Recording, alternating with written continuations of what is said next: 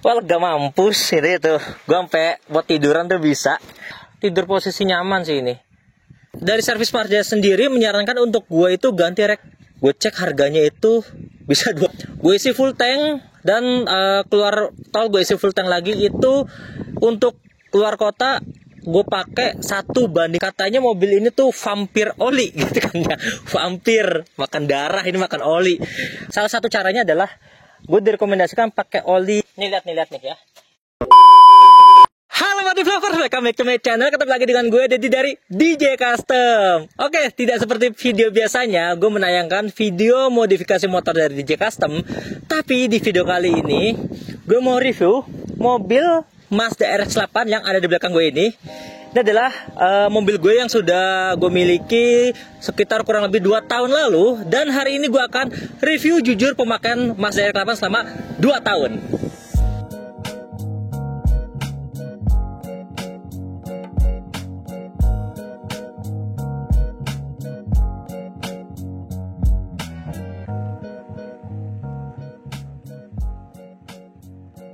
Nah, developers, mungkin buat kalian yang sudah tahu, mobil Mazda RX-8 ini adalah jenis mesinnya rotary engine.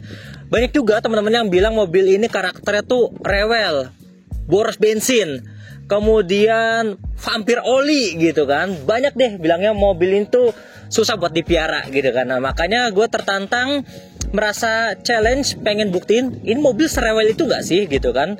Pada dasarnya sebelum gue mengangkut mobil ini, memang gue tipikal gue tuh suka dengan karakter mobil sport. Gue sama mobil lainnya seperti VW Roku gue suka, Toyota Celica gue suka, kemudian Honda CR-Z gue juga suka.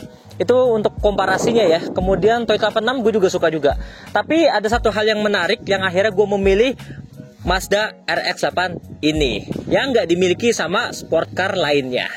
Yang pertama, gue akan bahas dari segi desain dulu. Gue ini orangnya sangat visual banget. Jadi jujur, gimana pun juga Mazda RX-8 ini secara tampilan, looknya, sportinya ini gue banget lah. Karena gue suka sama desainnya, mobilnya sedan, kemudian 2+2, jadi artinya 2 pintu yang tetap masih ada 2 seat jok belakangnya. Jadi ini 2 pintu tapi 4 jok gitu kan. Nah, kemudian pintunya juga cukup unik, dimana pintunya ini nih sebelah sini juga bisa dibuka ke belakang. Nah, ini kalau kita lihat langsung, nah seperti ini. Nah, ini pintu bisa kebuka begini gitu kan. Jadi ini yang gak bisa dimiliki sama mobil sport car lainnya. Itu yang bikin gue tertarik. Kalau masalah mesin, gue sudah coba konsultasikan sebelum gue ngambil mobil ini sama ahlinya rotary engine. Itu ada Om Henry Workshop dari Yogyakarta. Gue sudah review dulu, gue sudah konsultasi dulu. Ini mobil karakter gimana sih? Seberapa rewel sih? Katanya banyak orang yang jebol, apex seal apa segala macem. Gue konsultasi lama sama beliau. Jadi sampai akhirnya, Om ngomong aja, gak bagusnya ini mobil apa, bagusnya ini mobil apa. Jadi gue sudah terima dengan segala ekspektasi baik dan buruknya karakter mobil Mazda RX-8 ini. Gue akan fair-fairan aja karena memang gue di sini konsepnya akan review jujur pemakaian gue selama 2 tahun menggunakan Mazda RX-8 ini.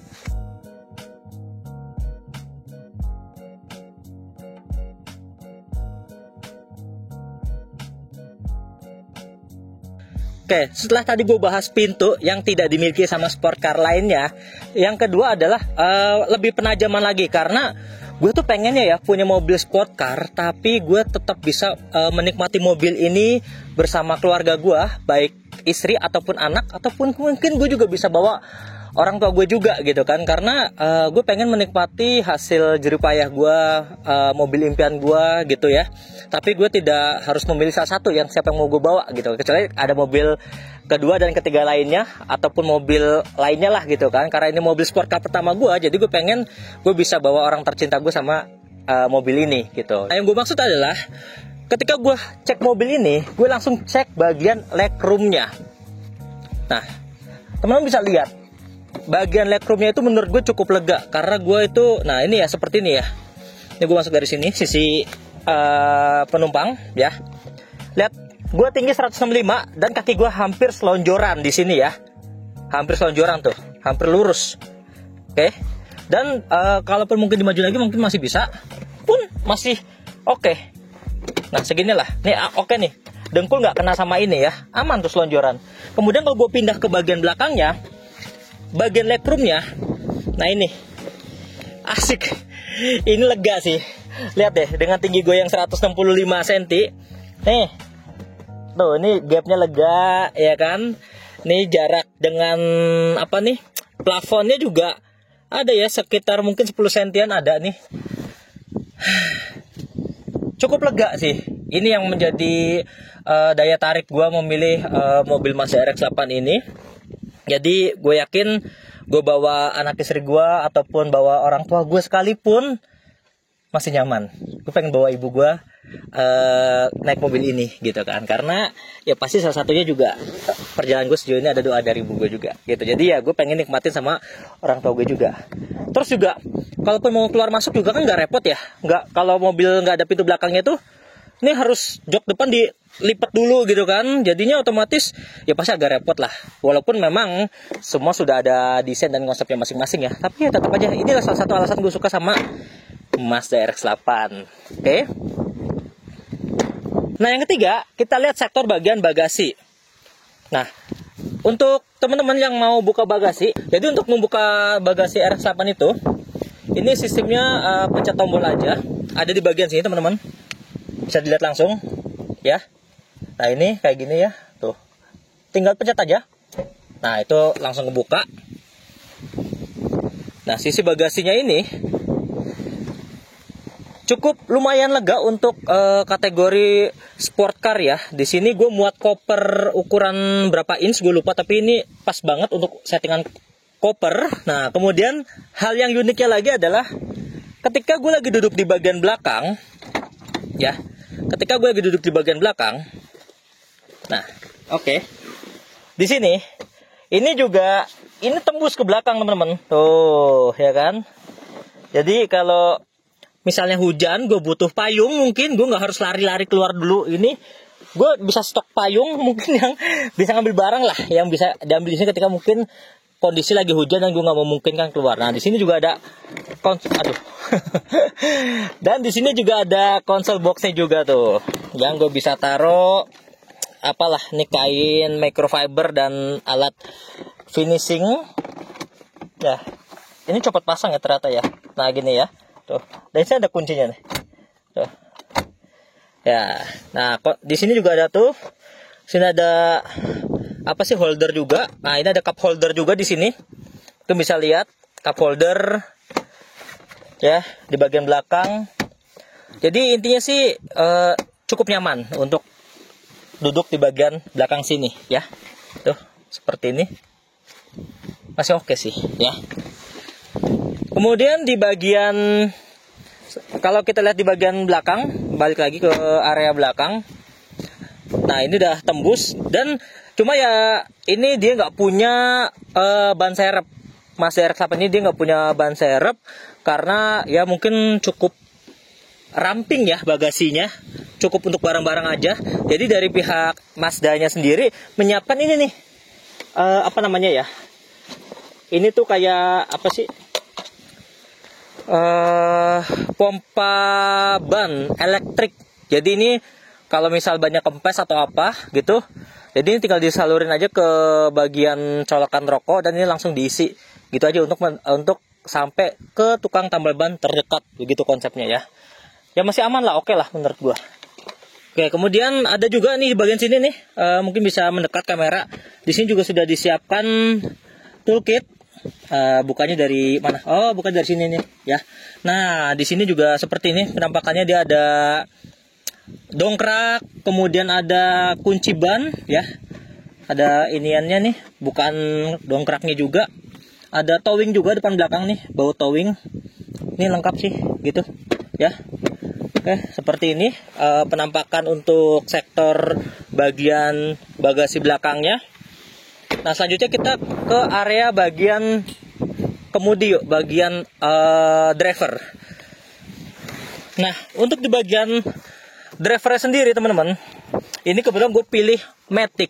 Kenapa gue pilih Matic? Karena memang gue ambil mobil ini pengennya fun to drive. Lagi tidak pengen menikmati pegelnya kemacetan Jakarta, dengan kopling. Walaupun kopling tuh asik juga sebenarnya buat lari kalau pas lagi sepi, lagi bareng sama teman-teman ya, mungkin bisa main gas juga gitu kan. Ya tapi gue lebih pilih ini sih karena gue pengen fun aja untuk ngerannya gitu kan. Nah kalau penampakan dari segi posisi driver seperti ini adalah Mazda RX-8 tahun 2011 Gen 2 yang sudah facelift. Jadi setirnya juga dia lebih modern ya. Ada tombol-tombol volumenya. Kemudian di sini ada tombol cruise control juga yang bisa mengatur kecepatan secara stabil di jalan tol. Dan sini nih yang gue suka nih. Di sini kalau ini kan matic ya, Triptonic ya, bisa manual, bisa matic dan bisa manual juga. Jadi di sini ada untuk naikin giginya gini nih. Jadi gue tinggal ini untuk naikin gigi 1, 2, 3, 4, 5 gue tinggal pencet ini aja up kanan kiri. Dan untuk turun giginya juga tinggal pencet shift down-nya aja gini. Gue terinspirasi kayak motor. Gue terinspirasi kayak mobil-mobil supercar ya. Ya kalau pas Lamborghini gue lihat lagi drive gitu kan, lagi nyetir.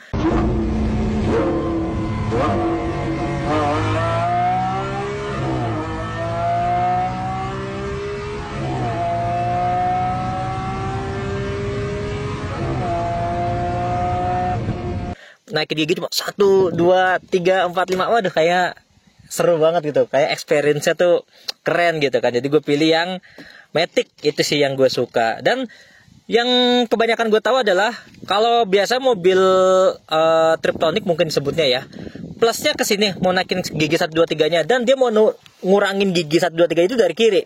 Tapi ini tuh kanan kiri tuh sama-sama up bisa. Dan kalau mau nurunin juga sama-sama turunin di kanan kiri juga itu bisa gitu kan. Jadi tergantung kita refleks lemes itu mau pegang tangan kiri atau tangan kanan itu. Kalau dari segi area setirnya. Dan kemudian di bagian sini nih kita sambil nyalain ya.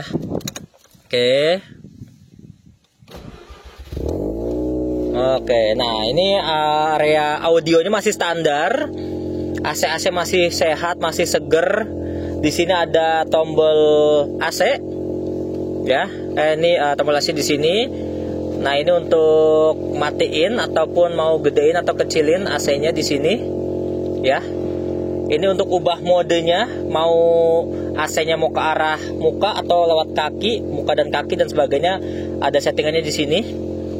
Dan di sini tuh dia CD-nya yang ori aja, dia tuh muat sampai 6 kaset, 6 keping kaset. 1 2 3 4 5 6 gitu. Muat sampai 6 keping kaset untuk yang ini ya bawaannya ya. Radionya juga ada juga, masih berfungsi normal. Di bagian sininya juga, nah ini ada colokan rokok ya, dan gue tambahkan colokan rokok yang ada voltasenya. Nah yang ada voltasenya, jadi gue tahu kestabilan akinya Mazda RX-8 ini sendiri. Oke, ini giginya di sini PRND ya, seperti inilah. Untuk rem tangannya seperti ini. Oke. Dan di bagian sininya, aduh sorry ya kalau lagi banyak barang-barang, ya cukup lega lah, walaupun sebenarnya storage ini nih barang-barangnya jarang gue pakai, kayak harus gue turunin lah nanti lah ya. Banyak lah, cukup lega di sini. Cukup lega. Bisa naro barang banyak. Ya, nah oke seperti itu. Ini juga sudah airbag ya. Kemudian audionya juga enak, tapi nanti gue akan bahas nanti. Nah di sini, ini juga, nah ini ada cup holder juga, tuh ada cup holder. Nah yang bisa dibuka begini juga tuh, ya. Jadi banyak banget cup holder, jadi banyak banget storage-nya, tuh, ya. Bisa dibuka juga, tuh, banyak lah storage-nya. Mau naro uang parkir atau mau naro apa, di sini masih bisa, seperti itu. Ya, oke kita matikan. Nah, kemudian gue itu ambil mobil ini waktu itu di kilometer kalau nggak salah 82 apa 62 ya. Gue lupa ya. Kalau nggak salah 80 deh. Kalau nggak salah 82. Tapi coba gue ingat-ingat, gue taruh spill videonya nanti. Nah, dan setelah berjalan 2 tahun, mobil ini kilometernya naik berapa kilometer ya? Ayo lihat di sini, kelihatan nggak ya? sekarang itu di 93.500. Nah ini gue pakai mobil ini, berarti kalau memang 82.000 sudah naik sekitar 11 ribuan lah ya, mungkin 11 ribuan selama 2 tahun. Dan alhamdulillah sejauh ini aman-aman aja. Penampakan untuk indikator speedometer seperti ini. Di sini ada speedometer. Di sini ada apa nih? Ampere bensin. Di sini ada trip, kemudian di sini ada RPM, ya. Di sini ada indikator apa tuh? Suhu, hot, cool ya.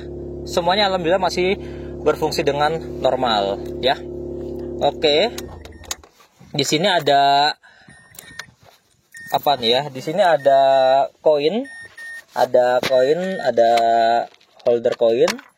Di sini ada buat apa sih, di sini tuh traction control gitu supaya nggak licin mungkin kalau pas hujan kalau nggak salah.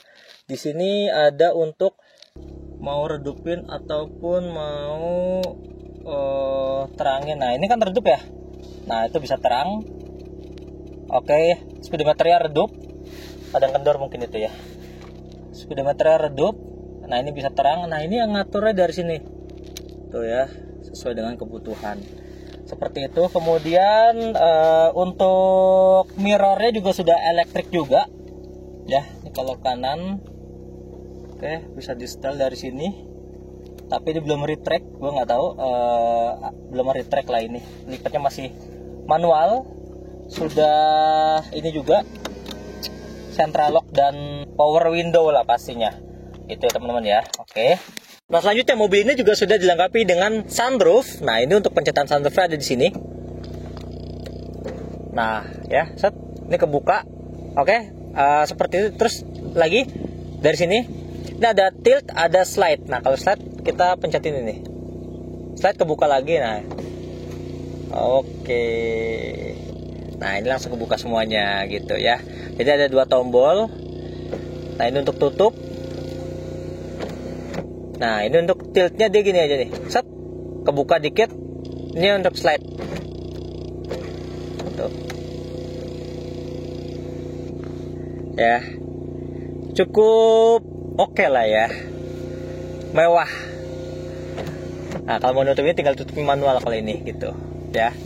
Nah selanjutnya di sini juga sudah ada holder untuk kacamata. Terus di sini ada lampu kabin.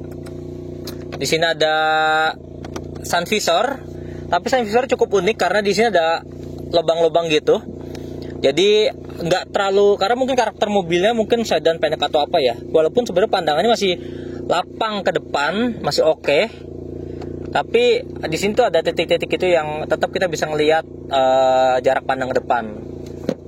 Nah ini seperti ini kanan kirinya, ya. Nah untuk joknya sendiri, kalau yang sebelah kiri ini dia tuh manual ya untuk maju mundurnya. Ini kalau dimentokin bisa sepanjang ini, selebar ini, lega banget. Ini kayak mungkin untuk orang tinggi 170 tuh kakinya tuh mentok selonjoran banget kali ya. Tapi gue tes kalau mentoknya itu seperti apa. Soalnya tadi gue belum ngetes kan ya. Nah gue tes kalau ini dipentokin kayak apa leganya. Wah lega mampus itu. Gue sampai buat tiduran tuh bisa. Coba kalau ini gue buka, terus gini ya, hap, ini gue rebahin. Wah, coba ya kan, bisa bener-bener tiduran tuh, kaki selonjoran. Ya udah, tidur posisi nyaman sih ini. Tinggal kasih bantal leher aja sini. Nah ini bagian sebelah kirinya, oke. Kalau yang bagian kanannya, mobil ini sudah elektrik teman-teman. Nah ini, ya. Kalau yang kiri dia masih manual, tapi yang kanannya elektrik.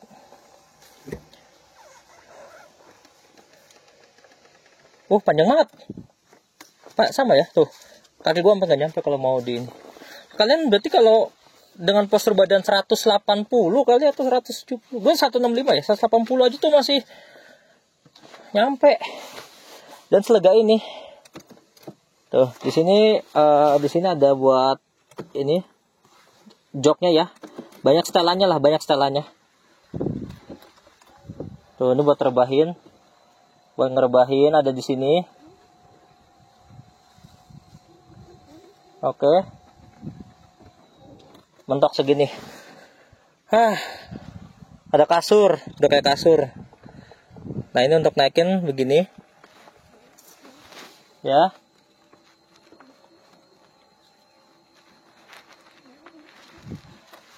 Majuin. Wah, mewah banget dah, eksklusif banget. Belum audionya yang cukup jedak-jeduk banget.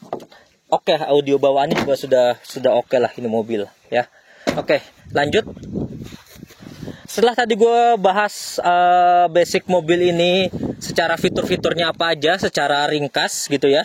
Selanjutnya gue mau bahas apa aja sih yang sudah gue alami selama 2 tahun pakai ini mobil.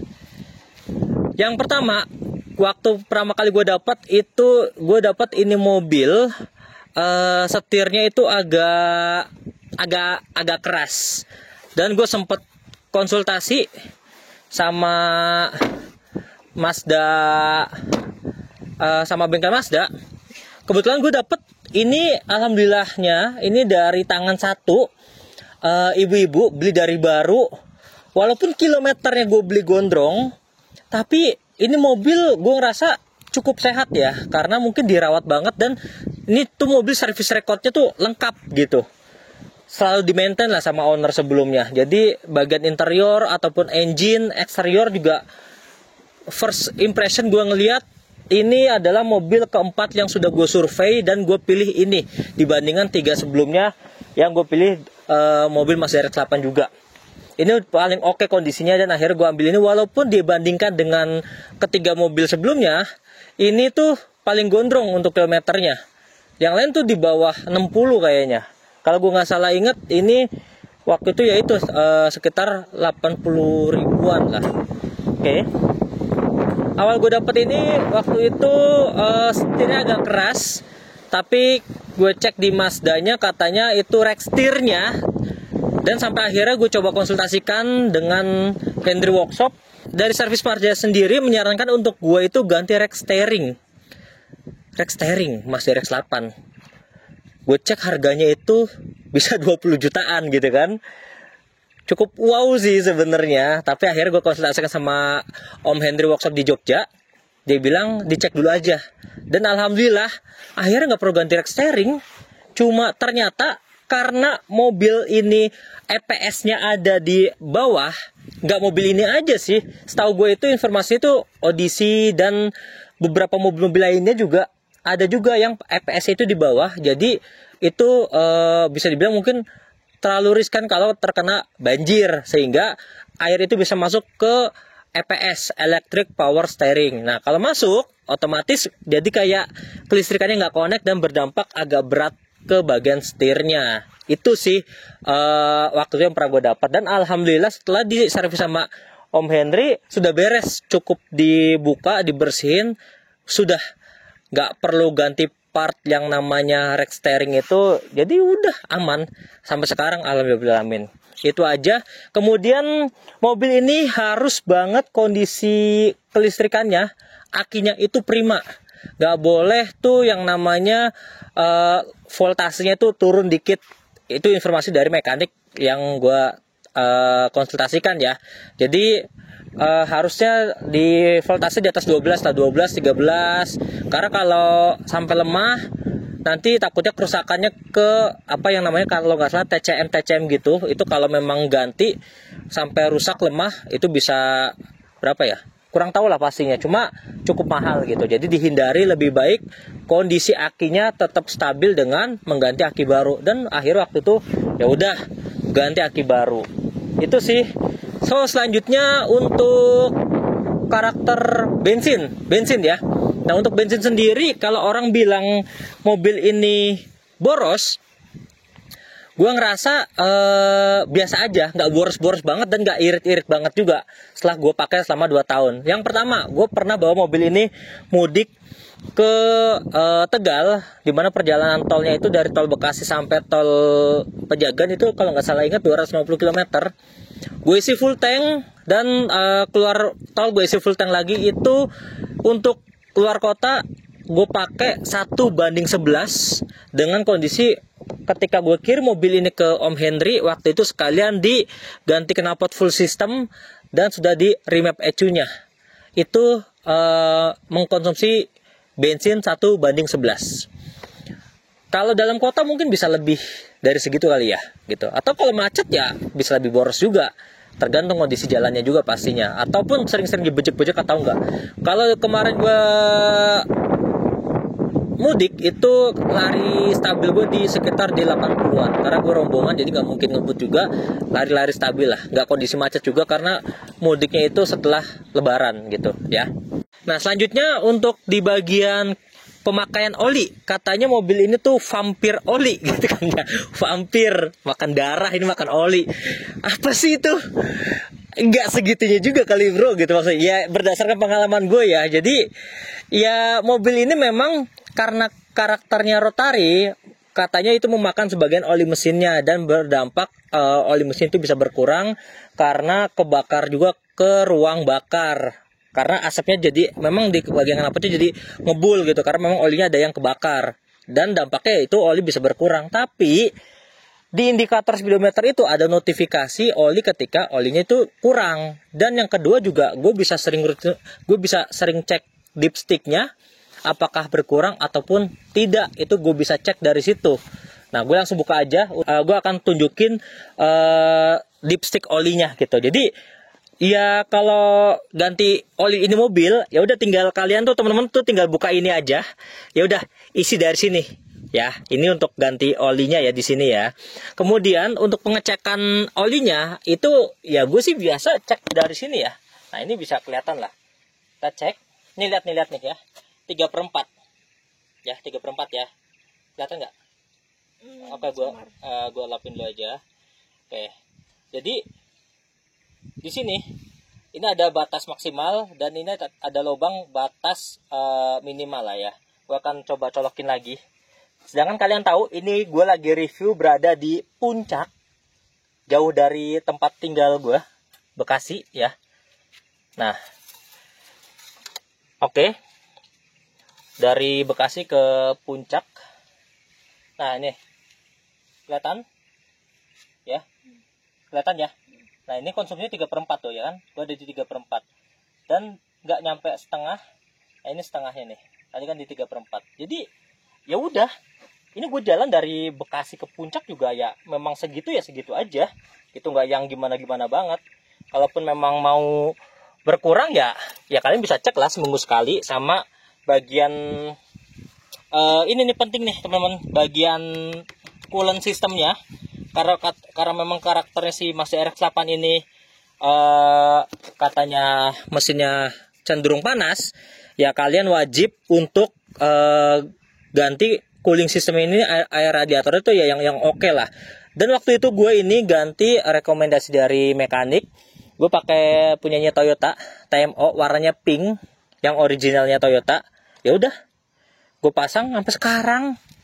Udah 2 tahun, gue servis sekali-kalinya doang, jujur. Ya selebihnya gue inilah ya, servis-servis throttle body ketika memang kotor atau apa misalnya gitu ya. Nggak ada penggantian apa-apa. Alhamdulillahnya waktu pas pertama kali gue ngambil, gue cuma ganti aki, mesin-mesin nggak kenapa-napa. Gue detailing waktu itu. Oli mesin disarankan pakai, ini berdasarkan pengalaman gue ya. Beda orang biasanya beda cara atau beda penanganan, tapi yang penting benar dan tidak merusak mobil lah intinya. Banyak cara.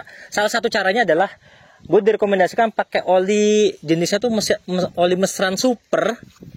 Oli Mesran Super itu harganya murah, cuma berapa, 200 ribuan ya. 200 ribuan gitu. Jenisnya itu aduh gue lupa, mineral atau sintetis ya, gue lupa. Nanti gue tandain di bawah ini, gue kasih tulisan harus pakai jenis oli yang apa gitu. Kalau nggak mineral sintetis, gue lupa. Itu ya udah, dan disarankan untuk menggantinya itu 2000 km sekali. Ya udah, nggak masalah. Gue juga ada mobil satu lagi juga, Toyota Rush, rekomendasinya gantinya di 8.000 atau 10.000 kilometer sekali untuk ganti oli.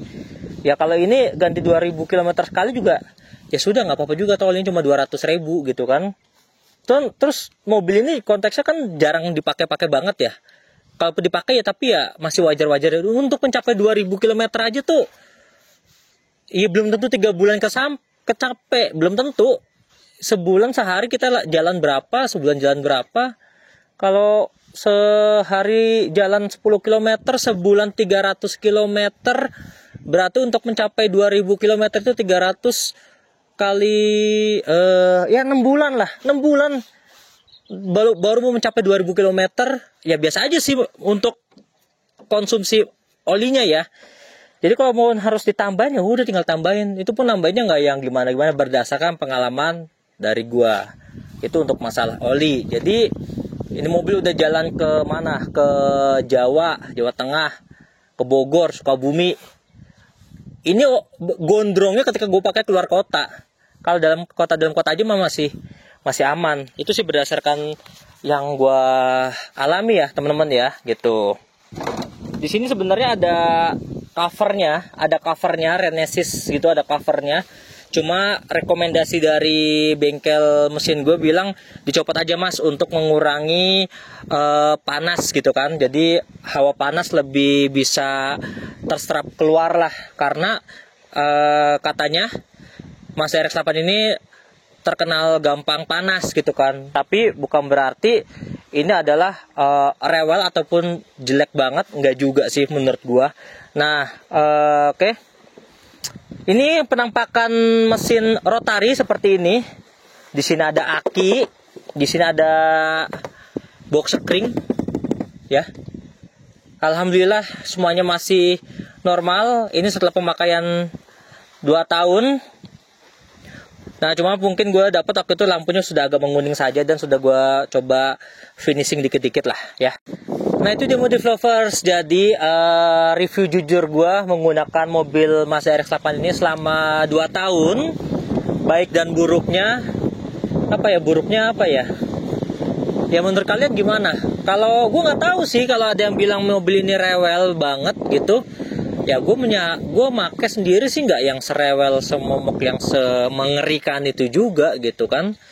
Jadi terserah kalian. Kalau mungkin kalian ada pengalaman buruk tentang memakai mobil ini ya, apakah kalian dari tangan 1 ataupun tangan kedua, tangan ketiga, yang tangan 1, 2, 3 sebelum itu kurang paham karakter mobil mesin rotari ini dan ditangani oleh yang kurang mengerti juga base-nya mobil rotari ini gitu kan. Ya memang mekanik bengkelnya pun memang nggak banyak ya yang paham ya.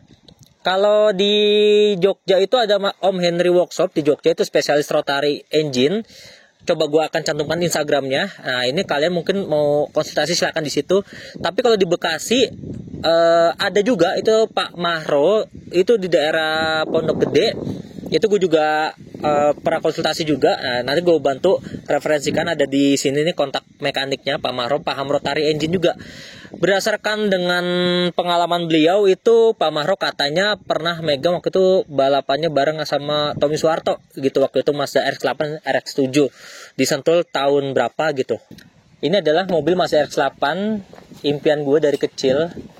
Yang gue punya mimpi itu mungkin waktu itu SMP kali ya, SMP mau ke SMA atau apalah.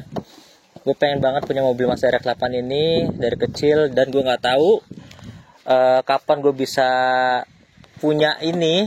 Dan alhamdulillahnya Allah kasih kepercayaan, mobil ini dititipin sama gue dari 2 tahun lalu. Mungkin sudah dipercaya untuk merawatnya, mungkin sudah dipercaya untuk memilikinya. Ya itu sih, apapun itu baik buruknya ini ya gue tetap bersyukur. Gak ada produk yang sempurna lah. Nah by the way, menurut kalian worth it gak sih di tahun ini kita masih punya mobil Mazda RX-8 yang bisa dibilang untuk harga jualnya sekarang nggak tergolong tinggi ya, masih oke lah, masih di angka 200-an. Ada juga yang jual 300-an, ada yang jual di bawah 200 tapi mungkin biasanya pajaknya mati dan ada masalah. penting banget sih untuk kalian, apapun mobil kalian, kalau kalian suka hobi itu untuk bisa berkomunitas dengan orang-orang yang punya hobi yang sama. Jadi ketika ada kendala, ada trouble, itu kalian bisa sharing dan banyak dapat koneksi, baik spare part, baik cara perbaikinya dan sebagainya. Nah, salah satunya kalau kalian pengen tahu lebih dalam lagi tentang Mazda RX-8, terus pengen miara dan pengen punya juga dan pengen bergabung sama komunitasnya, kalian bisa juga join ke komunitasnya RX8 Indonesia. Instagramnya ada di sini, gue cantumkan Instagram RX8 Indonesia. Nah, kalian di situ bisa sharing-sharing sama sesama pemilik mobil Mazda RX8 dari tahun yang Gen 1, dari tahun awal sampai tahun yang akhir. Mobil ini tuh terakhir diproduksi tahun 2012 dan keluar dengan tipe terakhir itu Spirit R yang hanya diproduksi limited seluruh dunia gitu ya. Oke? Nah, itu dia Motive Lovers, review jujur gue pemakaian mobil Mazda RX-8 tahun 2011 Gen 2 facelift selama 2 tahun pemakaian. Nah, kira-kira menurut kalian itu segitu termasuk kategori rewel nggak sih berdasarkan hal yang sudah pernah gue lalui? Nah, menurut kalian masih worth it gak sih di tahun ini kita punya mobil Mazda RX-8? Dan kira-kira apa mobil impian kalian? Coba tulis di kolom komentar. Gue DJ Kasma undur diri and see you next video.